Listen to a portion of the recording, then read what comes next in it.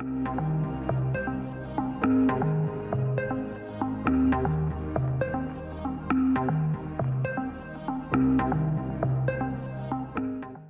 Jayne Knight. I am the lead for the arts at Suffolk County Council.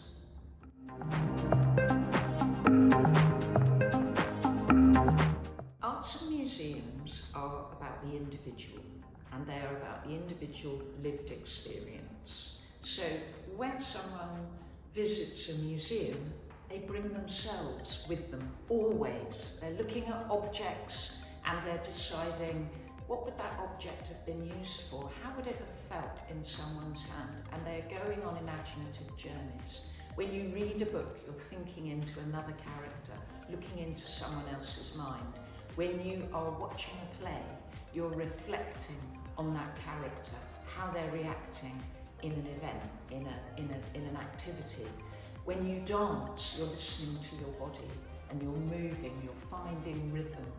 And so arts and museums, culture, heritage reach deep into the mind. And when you reach deep into your mind, all your pleasure things kick off.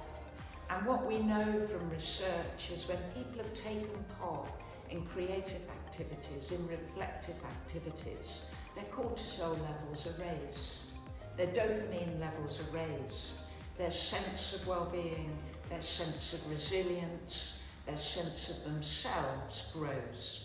And what we also know from the evidence is the impact of that lasts often for up to 10 days. And I think as human beings, we know this. We know that, and I could describe it as a good night out, going out to see a film, going to see theatre, going to a festival, that connectivity, that joy, you feel it run through your body, and you do feel it last for a period of time.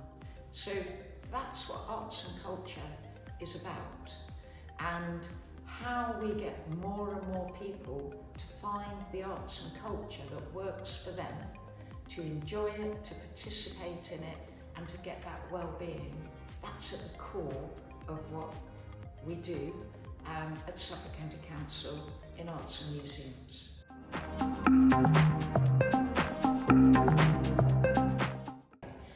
We have an absolutely alive and kicking arts and museum sector in Suffolk. We have over 50 independent museums run by volunteers, and that shows that passion that people feel for their local heritage, and they drive those places. They're supported by the County Council, but as a result, that means wherever you are in Suffolk, you can go find your local history. You can find about where you are, you can dig where you stand, you can reflect on why you're living in that place and what you feel about it, and you can take part. We have fantastic arts organisations at all levels across the county.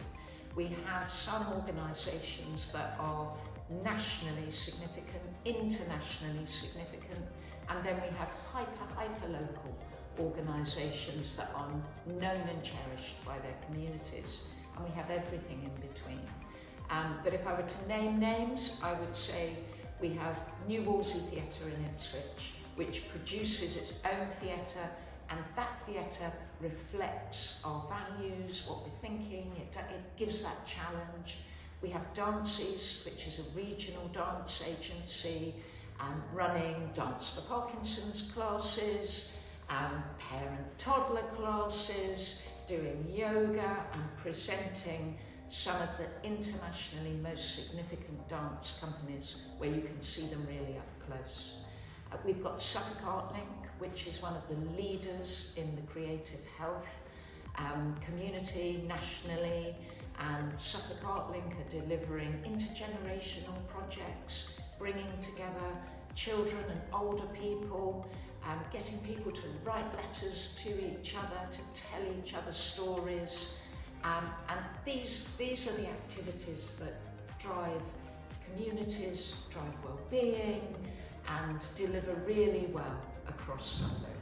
I don't want to miss people out, so I want to say that the Food Museum is an absolute national leader, again in Stowmarket, delivering social prescribing work, but also creating the best day out that you can have in an environment where you realise that Suffolk's economy is about food, and what does that mean for our county, and what does that mean to us as people living in this country.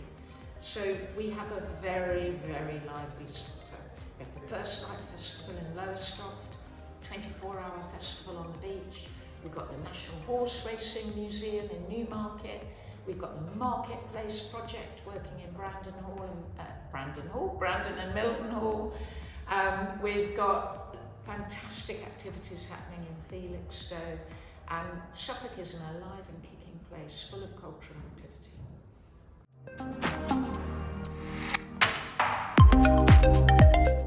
My ask of the board was for the health sector to join in, because what's happening is we've got all these lively creative cultural organisations who are pioneers in the creative health movement, and what they do is they raise money, they find groups of people in need, they work with them, they evaluate their projects, they do really good work, and they're stop, go, stop, go, start, stop, go, stop, go, start.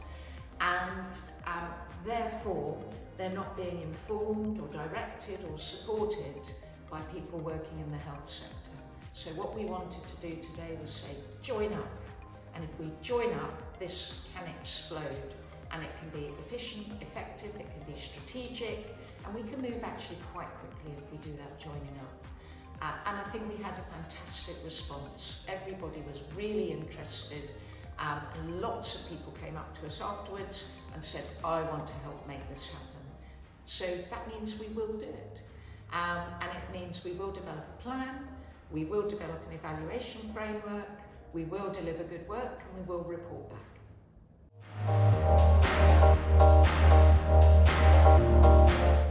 I would hope that what we've got is more activity going on that is delivered in partnership with health colleagues, and that we've got more championing going on in health. And the more that health know about what we do in the arts, the more that they can work it to deliver great health outcomes. And that for me is good for everybody. We don't really want to be scattergun and stop, go. We want to be joined up. And this is a movement that's been going on for over 20 years. And it's that moment in time where we can really make that final step and say, join in now.